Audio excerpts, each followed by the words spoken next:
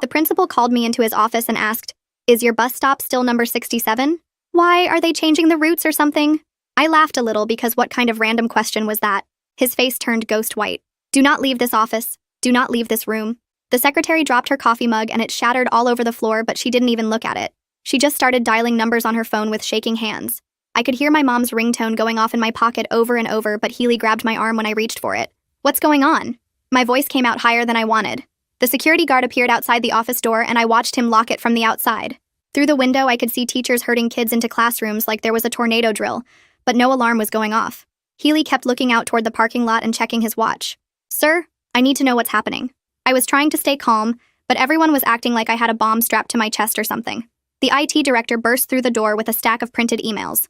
The timestamps match. Every morning, 7:10 to 7:25. The way he said it made my skin crawl. He handed the papers to Healy, who scanned them quickly, his face getting paler with each page. That's when the door burst open. It was my math teacher, the one known for giving everyone extra homework and detention for no reason, carrying a Snickers bar and a can of Coke. "Here you go, honey." The pity in her eyes made me shiver. "Do you have siblings at other schools?" Healy asked while typing something on his computer. "No, just me. Can someone please tell me what this is about?" The janitor kept walking past the office window with his mop bucket, but he never actually mopped anything. Just kept looking in at me and then pretending to check his supplies. My phone wouldn't stop buzzing, and I could see texts piling up from my mom in all caps. A police officer walked in and went straight to Healy without even looking at me. "We need all the students who wear blue backpacks." I looked down at my blue JanSport and felt my stomach drop, even though I didn't know why. The secretary was on the phone saying something about canceling the field trip to Delaney Park, which made no sense because that wasn't until next month. By this point, 3 teachers were standing guard outside the office door and none of them would look at me when I tried to make eye contact. The officer's radio crackled. "Vehicle moving from Cedar to Chestnut Street. Red Hyundai." The secretary's hands hovered over her keyboard. Even the janitor stopped his fake cleaning routine. Next to me, someone dropped a folder and photos scattered across the floor. I caught a glimpse of backpacks, different colored ones, all photographed from weird angles. But before I could pick any of them up, Mrs. Betty appeared. The same teacher who gave me detention last week for chewing gum was now looking at me with tears in her eyes. "How's your family? Is everyone doing okay?" I couldn't even answer because nothing made sense. She hated me yesterday and now she was crying about my family. That's when the room shifted. Healy pulled up something on his laptop and turned it toward the officer, who gasped. "It's all the morning kids," someone whispered. He documented their patterns. Every single one. Healy spun around and held my hand. "That's your stop in the photos, right? Stop 67? You get on there every morning at 7:15? I nodded because I couldn't make the words come out. He let go of me and practically ran to the window, scanning the parking lot again. Enough was enough. As soon as he wasn't looking, I grabbed his laptop screen and faced it towards me. That's when I saw it. Photos. Dozens of them. All of bus stop 67. All with timestamps from 7:10 to 7:25 a.m. And in every single photo, circled in red marker, was my blue backpack. Healy turned back to me and sighed. "Mr. Clancy has been watching you for 18 months. The name hit me like ice water. That weird substitute from last year who only lasted a week before disappearing. The one who kept asking girls if they needed tutoring even though he was just subbing for Jim. He's been documenting you since March 2023 when you sang at the talent show." My stomach churned as he clicked through folder after folder. Each month contained dozens of photos of me waiting at my bus stop, completely unaware I was being watched. Photos of my house, my bedroom window marked with arrows, notes about our broken back gate that Dad never fixed. He'd been studying my family like we were some kind of science experiment, waiting for the perfect opportunity to take me. They said I was safe now. Healy promised my parents that Clancy would never come near me again. For a couple weeks, I actually believed them. And a month later, they broke the news. Clancy was released. Turns out taking photos isn't illegal. But what I did next definitely was. I sat in my car outside the courthouse for 3 hours watching people come and go before I finally saw him. Clancy walked out with his lawyer and shook the guy's hand like they'd just closed a business deal instead of getting a stalker off on a technicality. My hands gripped the steering wheel hard enough to make my knuckles white, but they weren't shaking anymore. Not like they did a month ago when Healy first showed me all those photos. I knew exactly what I was going to do. The plan had been forming in my head since the prosecutor called to say they were dropping the charges because taking pictures of minors from public property wasn't technically illegal unless you could prove intent to harm. I started my car and followed Clancy's beat-up Toyota at a distance, noting which streets he took and where he stopped for gas. He bought cigarettes and an energy drink while I stayed in my car taking pictures of him with my phone, thinking about how this is what he'd done to me for 18 months. The drive to Trudy's house took 20 minutes, but I made it in 15. Running 2 yellow lights and barely stopping at the stop sign on her street. She opened the door before I even knocked because she'd been watching from her bedroom window after I texted her that Clancy was free. Her face told me she already knew what I was thinking, and that she understood why the system failing me like this felt worse than the stalking itself. We went straight to her room and locked the door even though her parents were at work. I pulled out my laptop and showed her the screenshots I'd been taking of everything the detective had shown me during the investigation, including Clancy's work schedule and home address that they'd accidentally left visible on their computer screen. Trudy grabbed her own laptop and started pulling up property records while I mapped out his daily routine based on what the detective had let slip during questioning about when they'd tried to arrest him. We worked until 3 in the morning, cross-referencing everything we knew about his patterns with the timestamps from those photos he'd taken of me. Trudy found his apartment complex on Google Maps, and we studied the layout, noting all the exits and where the parking lot cameras were positioned. I made a list of everything we'd need while she researched how to create fake accounts and use VPNs to hide our internet activity. Neither of us said out loud what we were planning, but we both knew we were crossing a line that we couldn't come back from. The next morning, I went home and told my parents I needed to stay with Trudy for a few days to feel safer after hearing about Clancy's release. Mom hugged me too tight and kept asking if I was sure I'd be okay while Dad finally promised to fix that broken back gate he'd been putting off for 2 years. They had no idea I was counting on them believing I was still the same scared girl from a month ago who just wanted to hide from the world. I packed a bag with dark clothes and told them I'd check in every day, knowing they'd give me space because the therapist had told them I needed to process things my own way. Trudy picked me up in her mom's gray sedan instead of her bright yellow Bug that everyone in town recognized from the senior parking lot. We drove past Clancy's apartment complex 3 times, noting which car was his beat-up Toyota, and watching his lights go on at 6 p.m. when he got home from wherever he'd been. The complex had visitor parking that didn't require a pass and no security guard, just a broken gate that never closed properly. We timed how long it took to drive from his place to mine, then to the school, then to the bus stop where he'd taken most of the photos. On the second pass, we saw him come out to smoke on his balcony, and I took pictures of him standing there, thinking about how he'd documented my whole life without me knowing. Trudy kept track of when his lights went off at 11 p.m. and came back on at 5 a.m. when he left for work. The next day, we followed him to a hardware store 2 towns over where he'd apparently gotten a job stocking shelves, probably the only place that would hire him after the news coverage of his arrest. I went in wearing a baseball cap and sunglasses, walking right past him in aisle 3 where he was organizing boxes of screws. The manager at the register didn't recognize me when I bought zip ties, duct tape, and a small tarp, paying cash like I'd seen people do in movies when they didn't want to leave a trail. I asked about their security cameras while making small talk, and he mentioned they only kept footage for 72 hours before recording over it. We followed Clancy after his shift to a storage unit facility on the outskirts of town, where he spent exactly 1 hour before leaving. Trudy stayed in the car with the engine running while I walked into the office and sweet-talked the manager, a guy named Sean McCarty who looked about 25 and clearly enjoyed the attention. I told him I was thinking about renting a unit for my family's extra furniture and asked for a tour, making sure to watch when he entered the gate code. Sean showed me 3 different units and mentioned that Tuesday and Thursday were the quietest days with hardly anyone around.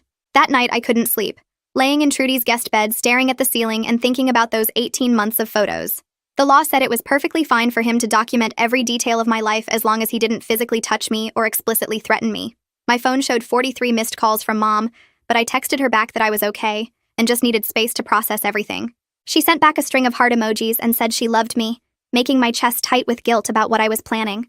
The next day, Trudy started having doubts when I showed her the bottles I'd ordered from a medical supply website using a fake name and shipped to an Amazon locker across town. She held one up and said this wasn't who I was, that I was a good person who sang in the talent show and helped freshmen with their homework. I reminded her that the girl she was talking about got stalked for 18 months, while the law did absolutely nothing to protect her.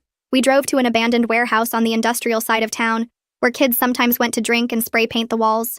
Trudy set a timer on her phone while I practiced what we'd planned, running through each step over and over until we could do everything in under 4 minutes. My hands stayed steady the whole time, not shaking even once, which scared Trudy more than anything else we'd done so far.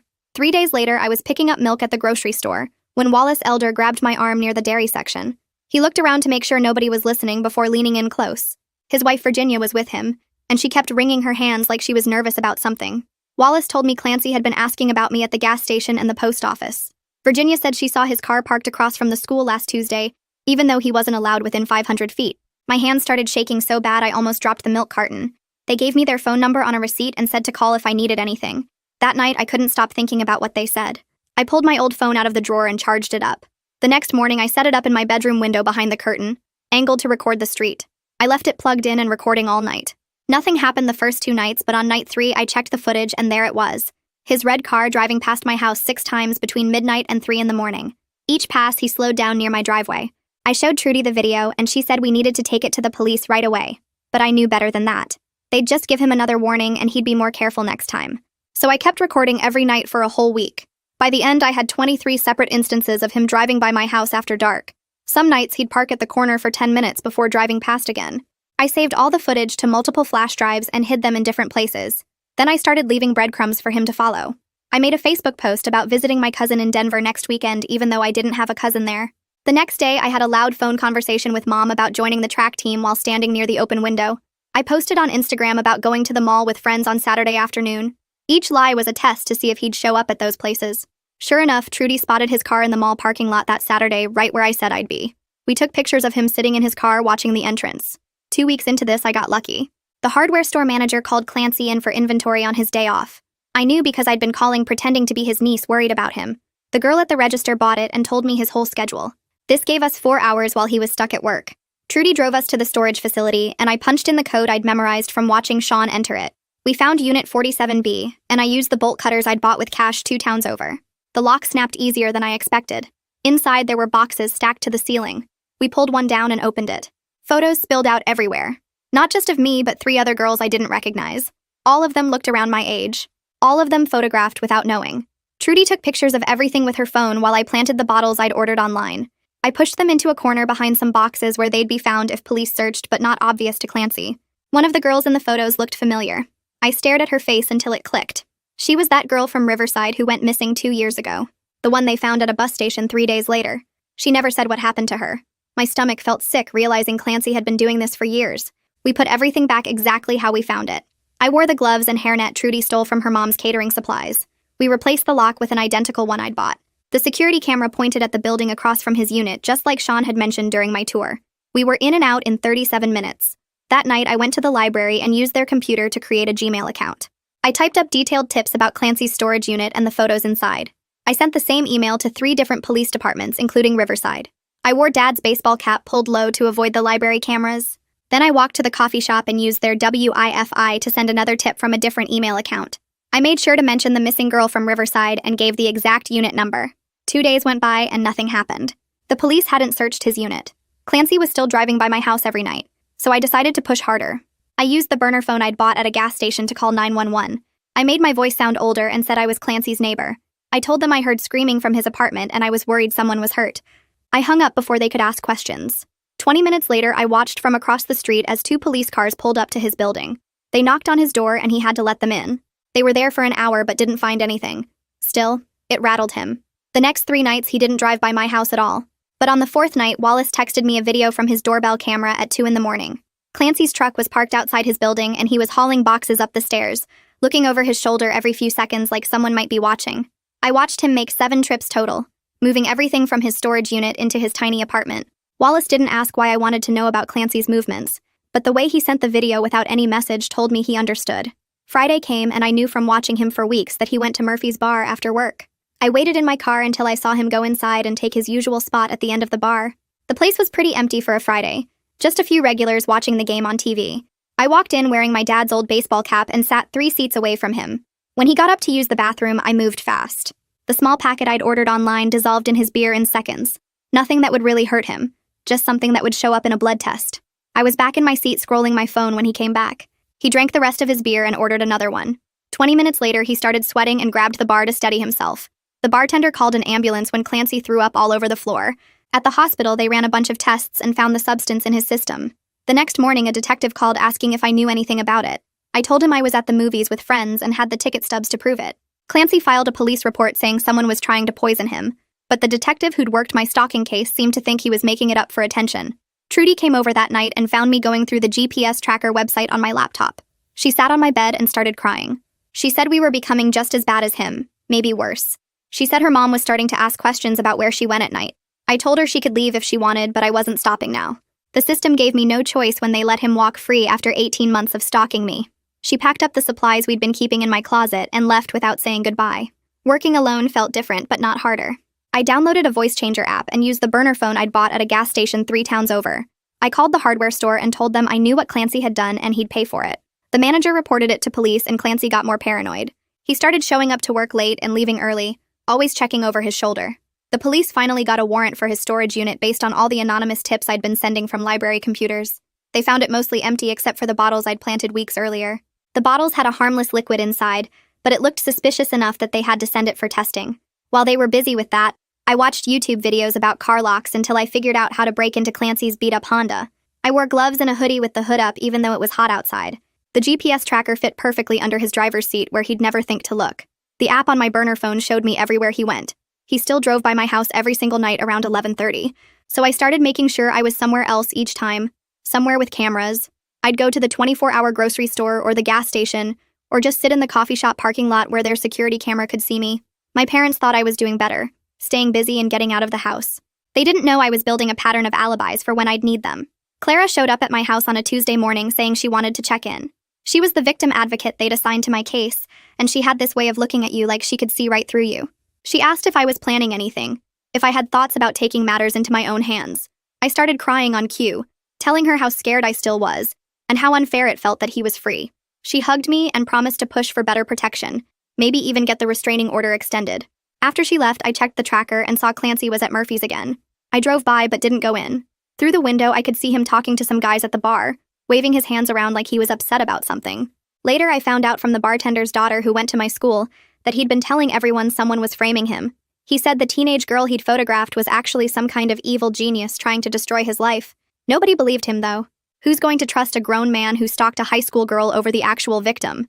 His desperation was making him look more dangerous and unstable, which honestly helped my case more than anything else I'd done. The GPS tracker became my new best friend over the next 2 weeks. Every morning, I'd check the app and see where Clancy had been the night before. He had a routine just like I used to have at bus stop 67. Mondays, he went to the laundromat on Maple Street around 8. Tuesdays and Thursdays were grocery store nights. Wednesdays, he'd sit in his car outside the library for hours. I started showing up at these places about 10 minutes after he left. At the laundromat, I told the owner I thought someone had been following me there. I made my voice shake and kept looking over my shoulder. She remembered seeing Clancy and said he'd been acting weird, staring at young girls folding clothes. At the grocery store, I talked to 3 different cashiers about a creepy guy who might be stalking me. They all remembered Clancy buying the same things every Tuesday. The library security guard took notes when I said I was scared to study there anymore. Within a week, I had 7 different people who could confirm seeing Clancy at places where I claimed to feel unsafe. None of them knew I was only there because the tracker told me he'd just left. The whole thing was working perfectly until that Thursday afternoon at the mall parking lot. I'd followed the tracker signal to JCPenney where he'd been shopping for work clothes. I waited until he left, and then went inside to tell mall security about feeling followed. But when I came back out 20 minutes later, Clancy was standing by my car. His face was red and his hands were shaking. He started screaming before I could even react. "I know what you're doing, you little psycho." His voice echoed across the parking lot. People stopped loading their cars to stare at us. "You're following me and making everyone think I'm after you." I dropped my shopping bag and started backing away. "Help me, please, somebody help." My scream was real because he looked completely unhinged. 3 guys from the loading dock ran over and grabbed him before he could take another step. One of them was huge and pinned Clancy's arms behind his back. "She's lying, she's setting me up!" Clancy kept yelling while they held him down. The mall security I'd just talked to came running out with 2 other guards. They already thought he was dangerous because of what I'd just told them inside. Someone called 911 and the police showed up in under 5 minutes. The officer who took my statement was the same one from the original case. I made myself cry while telling him how Clancy had been waiting by my car. The 3 dock workers all said Clancy seemed violent and unstable. One of them mentioned Clancy had been reaching into his pocket before they grabbed him. Nobody found anything, but it sounded threatening in the police report. The security footage showed Clancy approaching my car and screaming at me. It didn't show that I'd led him there on purpose by parking right next to his Honda. They arrested him for violating the restraining order, and this time there were 8 witnesses. While they loaded him into the police car, I heard him telling the officer someone was framing him. The officer just shook his head and said stalkers always claim that. They kept him in custody for 3 days before his bail hearing. That gave me plenty of time to visit his apartment. I'd found his spare key weeks ago taped inside his mailbox. Wallace Elder saw me going in but didn't say anything. He probably figured I was a relative or girlfriend. The apartment smelled like old pizza and dirty laundry. I wore gloves and kept my hair in a tight bun with a hairnet underneath.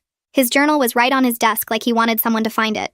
The first entry was from 2 years ago about a girl named Ashley from his old job. Then pages and pages about me starting from the talent show. He wrote about my voice and how I looked in my blue dress. He had a whole section about following my bus route and learning my schedule. There were drawings of my house with measurements and notes about entry points. I photographed every single page with my burner phone. The last entry was from yesterday, complaining about being followed and harassed. He wrote that someone was trying to destroy him, but nobody would listen. I left everything exactly where I found it and locked up behind me. The prosecutor called my parents the next day about offering Clancy a deal. 6 months jail time plus mandatory psychiatric treatment and extended probation. My dad was furious it wasn't more, but the prosecutor said it was better than risking trial. but Clancy refused the deal. His lawyer tried to argue entrapment and said someone was orchestrating everything against his client. The prosecutor asked for proof, and the lawyer had nothing except Clancy's paranoid rants. Meanwhile, I started my campaign of spreading fear around town. At the coffee shop, I mentioned weird calls where someone just breathed into the phone. At the school, I told teachers about seeing the same car following me home. At the grocery store, I asked the manager if they had security cameras because I felt unsafe. Every story was vague enough that I never actually accused Clancy, but everyone knew who I meant when I talked about my stalker maybe getting out soon. The whole town started watching for him and reporting any sighting to police. That Sunday night, Trudy showed up at my door. She looked tired and said she couldn't stay away knowing what I was going through. We didn't talk about what we'd done before. Instead, she helped me create perfect alibis for the nights Clancy claimed someone was harassing him. We studied at the library where cameras recorded us from 6 to 10 p.m. We went to the 24-hour diner where the waitress knew us by name. Every single time Clancy said someone called or followed him, I had proof I was somewhere public with Trudy. The police searched Clancy's apartment the next week and found his journal. They also found a box of printed photos under his bed. Not just of me, but 3 other girls, including one who'd gone missing 2 years ago. She was found safe, but nobody knew Clancy had been watching her. The detective called it an escalating pattern of predatory behavior. The other girls were contacted, and 2 of them remembered seeing him around their schools. One girl's parents wanted to press charges for their daughter's case, too. Everything was snowballing exactly how I'd planned. I started seeing a therapist that Clara recommended. Her name was Dr. Dickerson, and she specialized in trauma from stalking cases. I told her about nightmares and anxiety and how I was slowly learning to feel safe again. She wrote detailed notes about my excellent progress and healthy coping strategies. After 3 sessions, she said I was remarkably resilient for someone so young. Her reports would be perfect if anything went to trial. The best part came when Clancy's lawyer subpoenaed my phone records. 3 months of texts and calls showing nothing but normal teenage stuff. Messages with mom about dinner and homework. Group chats about school drama. Not a single call to Clancy or anyone connected to him. They had no idea about the burner phone I'd already destroyed or the library computers I'd used. My official phone was completely clean because I'd kept it that way on purpose. 2 weeks later, the pre-trial hearing finally came, and I sat in the courtroom wearing the same blue dress Clara picked out for me. My parents flanked me on both sides while Clancy sat at the defense table looking thinner than before. The prosecutor was laying out evidence when Clancy suddenly stood up and started yelling. He pointed right at me, screaming that I was evil and destroying his life on purpose.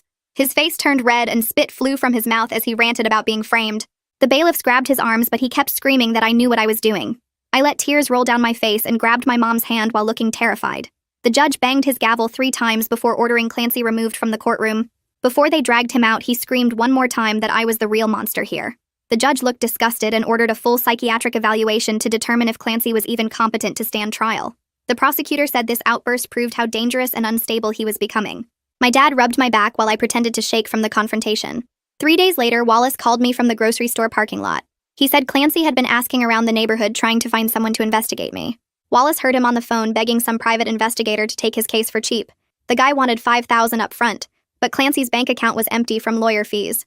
Wallace said Clancy looked desperate and was even trying to sell his car for cash. His wife Virginia had seen him going through trash cans looking for bottles to return for deposits. The isolation and poverty were breaking him down faster than anything I could have planned. That same week, the storage facility manager called my cell phone during lunch. He told me Clancy's unit was going up for auction next Tuesday for 3 months unpaid rent. I asked how much the minimum bid would be, and he said probably $200. I told Trudy about it that afternoon, and she immediately understood what needed to happen.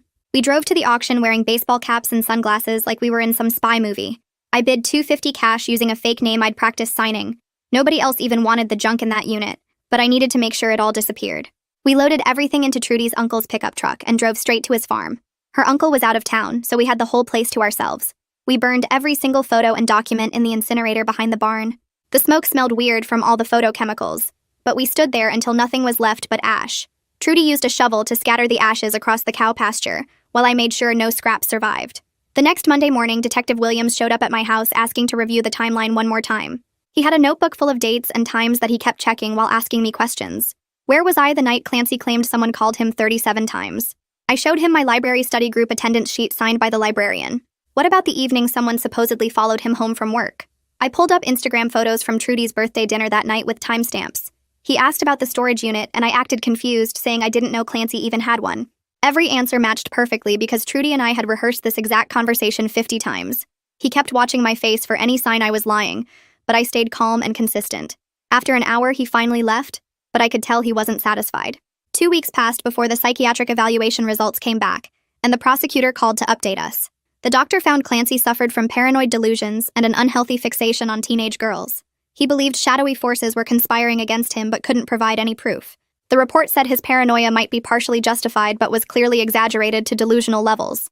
The prosecutor said this report would destroy any credibility Clancy had left with a jury. My mom cried with relief while I acted grateful but not vindictive about the news. The next week, Clara suggested I start volunteering at the Victims Advocacy Center downtown. She said it would help my healing process and look good on college applications.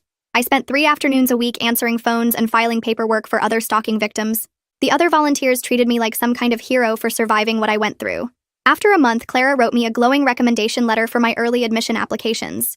She called me resilient and inspiring and said I turned trauma into purpose. The letter made me sound like the perfect victim who channeled pain into helping others. Nobody suspected that same victim was systematically destroying her stalker's life piece by piece. Everything changed when the prosecutor discovered Clancy had crossed state lines to photograph another girl. She lived 40 miles away in a different state, and he'd driven there 6 times. That made it federal, which meant serious prison time if convicted at trial. The prosecutor called to tell me they were adding federal charges to the case. I gasped and said I was relieved, but made sure not to sound happy about it. She said this basically guaranteed he'd never walk free again if convicted. That night, Trudy came over and we started planning how to end our campaign. We'd accomplished enough to ensure Clancy would be locked away for years. We gathered all the burner phones and smashed them with hammers in my garage. The pieces went into different dumpsters across town over the next week. I retrieved the GPS tracker from his impounded car by pretending to look for my missing earring. We dissolved it in acid from Trudy's chemistry set and poured it down 3 different drains. Every scrap of evidence connecting us to anything illegal got destroyed methodically and completely. By March, his public defender finally convinced him to take a plea deal. 5 years in federal prison plus lifetime registration as a sex offender. Clancy kept insisting he was framed but accepted to avoid potentially 20 years if convicted. The judge scheduled sentencing for April 10th and asked if I wanted to give a victim impact statement. I spent 2 weeks writing and rewriting my statement with Clara's help. The morning of sentencing, I stood at the podium in the same blue dress from before. I talked about taking my power back through legal channels and community support. I thanked the prosecutor and police for believing me when Clancy tried to paint me as the villain. I said I was grateful for the justice system that protected me when I felt most vulnerable. The judge nodded along and praised my strength and resilience in the face of trauma. She said I was an inspiration to other victims and should be proud of how I handled everything. Clancy stared at me the whole time with pure hatred in his eyes. He knew what I'd done, but nobody would ever believe him over the brave teenage survivor. The judge banged her gavel and said 5 years, and I watched Clancy's shoulders drop as the bailiff moved toward him with the cuffs. His lawyer, this tired-looking guy in a cheap suit, walked straight over to where my parents and I were sitting. He said something about suspicious circumstances and how they might appeal, but then my dad stood up and mentioned Eric Lassiter's name, our family lawyer who handled big cases, and said we were ready to sue for harassment if they kept bothering us. The lawyer's face changed, and he backed away without another word, and that was the last time anyone from Clancy's side ever contacted us. 2 weeks later, I sat at my computer staring at the acceptance email from State University, early admission for fall semester. My essay about turning trauma into purpose and becoming an advocate for other victims had made the admissions committee cry, according to the note they included. They offered me a partial scholarship and invited me to speak at freshman orientation about campus safety. Nobody reading that essay would ever guess that the justice I wrote about wasn't the kind that happened in courtrooms. Trudy came over that night, and we sat in my car in the driveway for 3 hours. She kept picking at the steering wheel cover while we talked about everything we'd done over the past few months. She said we could never talk about it again after tonight, that this had to be the last time. I watched her face in the dashboard light and she looked older somehow, like what we did aged her 5 years. She told me I saved myself when nobody else would, and maybe that made all the guilt worth carrying. We hugged for a long time, and then she got out and walked to her car without looking back. 3 nights later, I woke up crying so hard I couldn't breathe.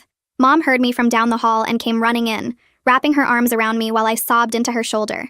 She kept saying it was okay, that what Clancy did would haunt anyone, that crying was normal after everything I'd been through. I let her believe it was about being stalked because I couldn't tell her the truth, that I was crying because I'd become someone who could destroy another person's life piece by piece without hesitation. She held me until I fell asleep and never asked questions when she found me crying again 2 weeks later. The local news station called asking if I'd do an interview about my recovery. The reporter, this woman with perfect teeth and too much hairspray, sat across from me in our living room while the camera guy adjusted the lights. She asked how I was healing, and I talked about community support and the justice system working. She asked what advice I'd give other victims, and I said to trust the process and lean on people who care about you. The segment aired that night with the title, Local Teens Inspiring Recovery After Stalking Ordeal, and they showed pictures of me smiling at the school events. Mom recorded it and posted it on Facebook, where it got hundreds of likes and comments about how brave I was. I smiled for every camera and interview they asked for, but inside I felt empty. knowing they were celebrating a version of me that didn't really exist. Summer came and went in a blur of graduation parties and college prep. 6 months after that day in Healy's office when everything started, I found myself walking past bus stop 67 on my way to get coffee. I stopped and looked at the bench where I used to wait every morning, completely unaware that Clancy was watching and taking pictures. The fear that used to make my chest tight was gone. He was locked up in federal prison 3 states away, and would be for years. The detective had called last month to tell me they'd notified all the other girls from his photos, and most of them were getting counseling now. At least something good came from everything I did, even if they'd never know my role in making sure he got caught with enough evidence to put him away. I ran into Wallace at the grocery store while buying supplies for my dorm room. He stopped me by the cereal aisle and said he was glad I was safe now, that Clancy got exactly what he deserved. The way he looked at me when he said it made me think he knew more than he should, but he just patted my shoulder and walked away. His wife Virginia waved from the next aisle and mouthed, "Stay strong," before they left. College started in August, and I threw myself into the role everyone expected. During orientation, I gave a speech to 300 freshmen about recognizing stalking behavior and using campus resources. The counseling center asked me to lead a support group for assault survivors. My criminal justice professor used my story as an example of the system working when communities come together. I became the poster child for surviving trauma the right way, through legal channels and proper support systems. Nobody sitting in those rooms listening to me talk about trusting the system knew that I'd spent months operating completely outside of it. Trudy went to a different school 4 hours away, but we texted every day. She sent me pictures of her dorm room and her new friends, but we had this connection that went deeper than anything she'd have with them.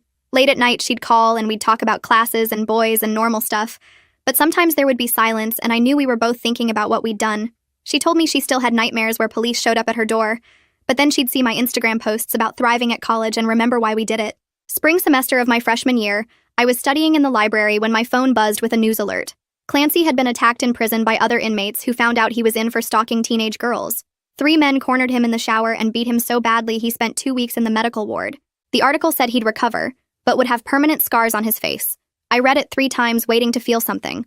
Satisfaction maybe, or guilt, but there was nothing.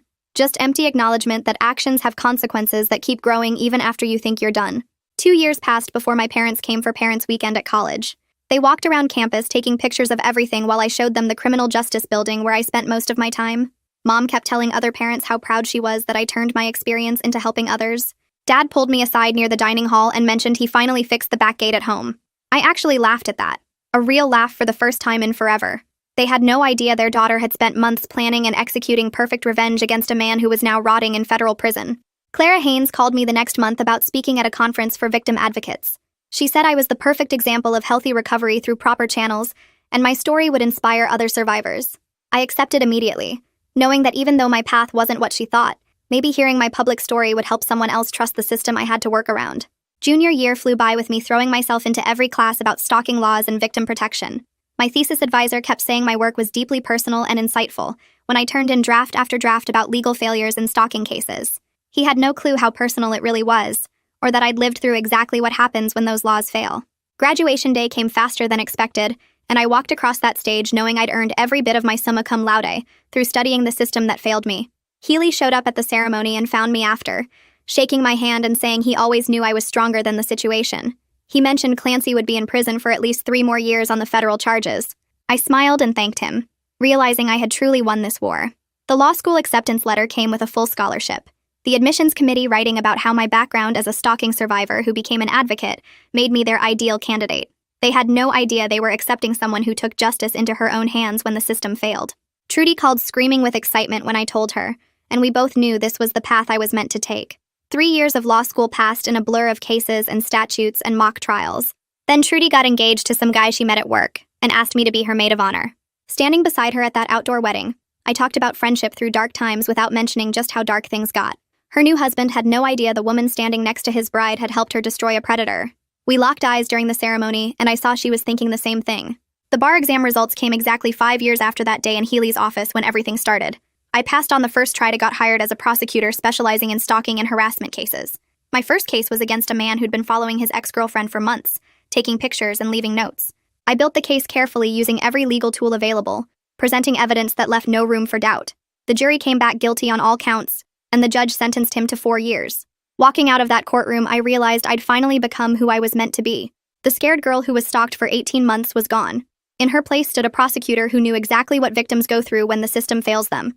I work within the law now, but I understand why some people can't wait for justice. Every case I win is for them, for us, for everyone who's been told that being watched and photographed isn't really a crime. Clancy created a monster when he stalked me, just not the kind he expected. Thanks for letting me share my 2 cents along the way. It's been quite the ride together. Until our paths cross again. Like the video, it helps more than you think.